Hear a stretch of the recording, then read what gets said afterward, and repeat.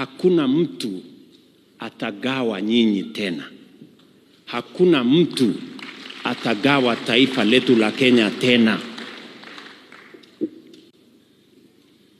Nilikutana na viongozi wa AIPC, walikuwa wamegawanyika, tumefanya kazi na wao, sasa ni kanisa moja, sasa wamejenga shule yao ya teknolojia kule Kamulu na kanisa inasonga mbele. Nyinyi mko hapa leo, tumekubaliana, mumeshikana, mumeondoa ile tofauti, tumeunganisha, sasa ni kitu kimoja. Hii kanisa lenu litapiga hatua ya kwenda mbele. Na vile vile kwa mapenzi ya Mungu, mimi nimesema nitaunganisha taifa letu la Kenya. Jamii zote za taifa letu la Kenya. Hapa State House sio mahali ya wengi peke yao.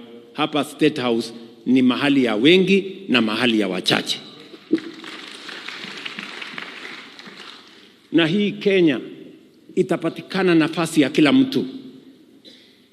Serikali ya Kenya inatosha Wakenya wote, wale wengi na wale wachache. Wale wa dini zote tutatoshea ndani ya hapa.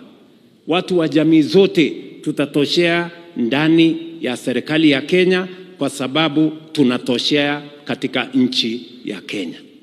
Na hiyo ndio mpango yangu, kuhakikisha ya kwamba tunaunganisha taifa letu la Kenya. Watu wa Coast kule pwani watakuwa ndani ya serikali ya Kenya. Watu wa Eastern watakuwa ndani ya serikali ya Kenya. Watu ya Mlimani yote Central watakuwa ndani ya serikali. Watu ya Rift Valley watakuwa ndani, Northeastern watakuwa ndani, Western watakuwa ndani, Nyanza watakuwa ndani, kwa sababu hiyo ndio mapenzi ya Mungu. Umoja ni nguvu, na mahali penye umoja Mungu anaamurisha baraka.